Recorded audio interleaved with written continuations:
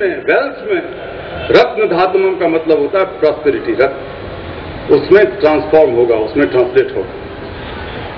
शिक्षा और ज्ञान और सूचना के इस आर्थिक युग में कितने हजारों साल पहले वेद मंत्र ये कहता है कि let's come together, let's sit together, let's think together and let's ignite, let's lit the fire of knowledge so that it could be translated into wealth for everyone। वो कहता है कि सबके लिए धन धान्य, सबके लिए रत्न मिले उससे। तो आज हम जबकि इंफॉर्मेशन टेक्नोलॉजी के युग में जी रहे हैं, आज हमारे चंद 10-15% नौजवानों में दुनिया को मुश्किल में डाल रखा है। मेरा ऑफिस है वॉशिंगटन डीसी में, राष्ट्रपति के दफ्तर के थोड़े से बाहर ही। मैं वहाँ मिलता जुलता हूँ सब तरह के लोगों से, यूनिवर्सिटीज़ में वहाँ जाता हूँ लेक्चर देने।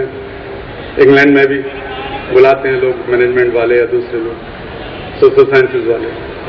तो मैं देखता हूँ कि बड़ा एक डर पैदा होने लगा है लोगों में भारतीयों के प्रति। जॉब तो हम लोग पकड़ ही लिए उनके सबसे अच्छे जॉब, सबसे अच्छे साइंटिस्ट हमारे, सबसे अच्छे इंजीनियर्स हमारे, सबसे अच्छे डॉक्टर्स हमारे या चाइना के लोग भी बहुत अच्छे साइंटिस्ट हैं, लड़के लड़कियां। तो ये 10-15% लड़के लड़कियों ने भारत की छवि को एक बीन बजाने वाले सपेरे के देश से बदलकर एक खतरा पैदा करने वाले नौजवानों के देश में परिवर्तित कर दिया। ये बहुत बड़ी बात है।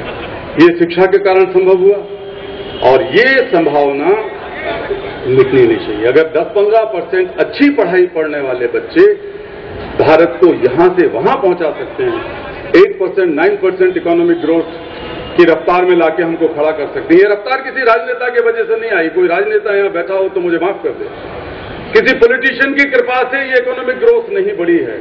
ये इकोनॉमिक ग्रोथ बढ़ी है हमारे और नौजवान लड़के लड़कियों के।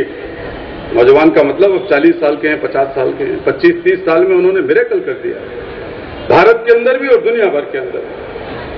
तो अगर हमारी 100% आबादी पढ़ी लिखी आबादी हो, उसको अच्छी क्वालिटी की एजुकेशन मिले। एजुकेशन डज नॉट मीन कि रट्टा तो तंत्र, जैसा मैंने पहले कहा, value oriented education is one thing and the quality education which brings you the real professionalism beside the sense of responsible citizen.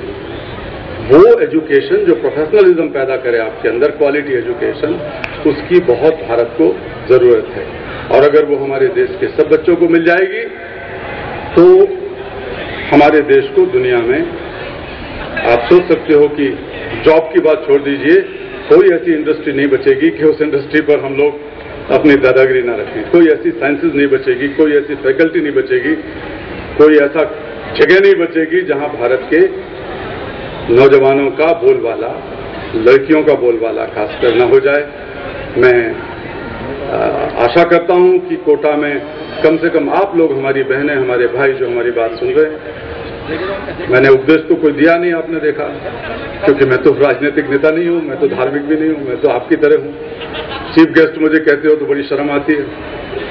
जैसा मैंने शुरू में कहा, मैं तो बच्चों के साथ एक दोस्ती का व्यवहार रखता हूं, रखना चाहता हूं और आपसे भी अपेक्षा करता हूं कि भगवान के लिए आपके अंदर के बच्चे को मत मरने दीजिए। Childhood means simplicity, and all the complications we are facing today in the world, in our personal life, in our family life, in our social life, and in our global life, it's because we have made ourselves more and more and more complicated. Come back to simplicity. And where can you learn the simplicity from? बच्चों से सीखिए simplicity, सरलता, उनको मत भुला दीजिए। हमने सबसे बड़ा पाप किया, कई बार मैं कहता हूं प्रिंसिपल साहब कि बच्चों को पढ़ा के बड़ा पाप कर दिया। क्या पढ़ाते हैं बच्चों को? बचपन से पढ़ा देते हैं तुम बहुत महान हो क्योंकि तुम हिंदू, फिर पढ़ाते हैं कि तुम महान हो, वॉरियर्स हो, तुमने दुनिया को जीत लिया क्योंकि तुम मुसलमान हो। मुसलमान के घर में पैदा हुए बच्चे को ये पढ़ा देता है माँ बाप। भारत में पैदा हुए बच्चे को हम पढ़ाते हैं तुम जगत गुरु रहे हो। अब भले ही सड़क पे तुमको भीख मंगवाई जा रही हो, शिक्षा से वंचित रखा जा रहा हो करोड़ों बच्चों को, जगत गुरु का नाम है। तो हम बचपन से ही उनके कान में ये भरते हैं कि तुम मुसलमान हो, तुम हिंदू हो, तुम राजपूत हो, तुम ब्राह्मण हो, तुम ठाकुर हो, तुम गुर्जर हो, तुम ये हो, तुम वो हो। पूरी राजनीति इस पर टिकी है, पूरी समाज नीति इस पर टिकी है। भगवान के लिए आप लोग पढ़े लिखे लोग हैं, इससे मुक्ति पाइए, इससे मुक्ति पाइए। अगर आपने बच्चे को, आप उसके मस्तिष्क को तोड़ेंगे कि तू जैन है, तू हिंदू है, तू सिख है, तो हम बहुत बड़ा पाप करेंगे जो सदियों से करते आए। कृपा करके बच्चे को बच्चा रहने दीजिए और खुद भी सीखिए उससे कि बच्चा कैसे बना जाता है, और वो सरलता आपकी जिंदगी के बड़े बड़े मुश्किलात सवालों को सरल कर देगी। So let the child inside you alive, let the child inside you be nourished, let the child inside you be strengthened and keep protected and preserved and strong for the whole of your life. मैं इन्हीं शब्दों के साथ आपको बहुत शुभकामनाएं देता हूं, धन्यवाद देता हूं।